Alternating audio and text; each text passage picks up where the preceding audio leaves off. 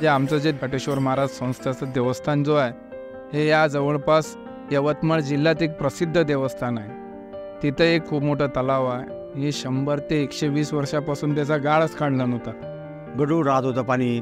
तिथे जे भाविक भक्त येतात तिथे आंघोळ पाणी वगैरे करतात। आंघोळ करायला जे गेले ते गावामध्ये जबत होते, ते फसत होते। समजा 2017 दुष्काळ पडल्यामध्ये पाऊस नव्हता, तर त्यामुळे तलाव भरला नव्हता। गाळ पूर्ण उघडा होता, त्यामुळे मग आपण गाळ काढलं पाहिजे वा असं वाटलं। मी खूप फिरलो त्यावेळेस मग गाळ काढण्यासाठी।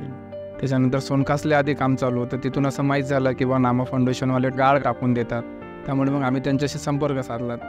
त्या नाम फाउंडेशनच्या सहकार्याने आम्ही प्रत्येक शेतामध्ये म्हणजे 2-3 एकरचे जे प्लॉट आहे आमचे, त्यामध्ये 40-50 ट्रॅक्टर असे 500 ते 600 ट्रिपा गाळ टाकलेला होता आम्ही।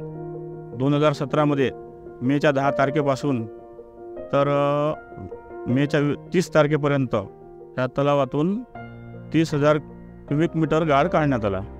आणि पूर्ण जो गाळ आहे तो गाळ एकदम जुना असल्यामुळे, तलाव जुना असल्यामुळे पूर्ण म्हणजे शेतीसाठी एकदम तो असं शेणखतापेक्षाही बी चांगला गाळ तो आपल्याला फायद्याचा ठरला तो। आणि माती टाकल्याच्या नंतर तर आज रोजी जे आहे ते पीक उत्पादनाचा माझा विषय 4 ते 5 पटीनं वाढलेला आहे। जसे आधी शेतीत मला जवळपास 10-15 क्विंटल कापूस व्हायचा 6.5-7 एकरामध्ये, तर आज रोजी मला तिथं 45 ते 50 क्विंटल कापूस होतात। गाळ टाकल्यामुळे भरपूर फायदा झाला। आपण रासायनिक खत टाकत होतो, जमीनही चांगली बनली, आपली जमीनची पोत चांगली सुधारली। आणि रासायनिक खत टाकत होतो तर ते रासायनिक खत टाकणं कमी केलं आपण। कमी टाकूनही सुद्धा आपल्याला उत्पन्न चांगलं मिळालं शेतीचं। प्रत्येकजण 4 वेळा ते रासायनिक खत देते, मी माझ्या शेतात फक्त 2 वेळा देतो, त्यामुळे माझा तो एक खूप खर्च वाचला। त्याच्यानंतर माझं पीक जसं आता आपण फवारणी ते तणनाशक वगैरे हे त्याचा मला म्हणजे आता तर जवळपास मला फक्त 1 किंवा 2 निंदण माझ्या पराठीला द्यावं लागते।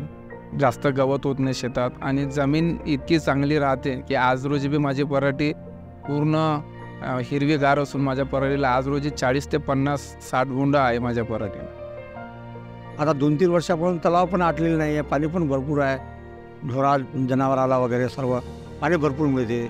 तलावाची पातळी वाढलेली आहे, आजूबाजूचे विहिरी वगैरे याची पातळी वाढलेली आहे। एखाद्या वर्ष जर पाणी दुष्काळ असं आलं बी तर पाणी साठा भरपूर राहील आपल्याला।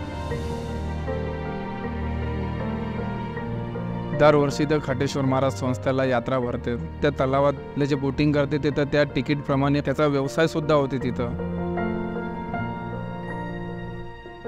त्याच्यानंतर मच्छीमाराचा व्यवसाय होते। त्याचा गाळ काढल्यानंतर इतकं काही स्वच्छ पाणी राहायला लागलं, इतकं क्लीन पाणी राहायला लागलं की तिथं पाहणाऱ्याला असं जवळपास तो 10 मिनटं त्यात पाण्याकडे पाहतच राहतं, इतकं जबरदस्त काम झालेलं आहे।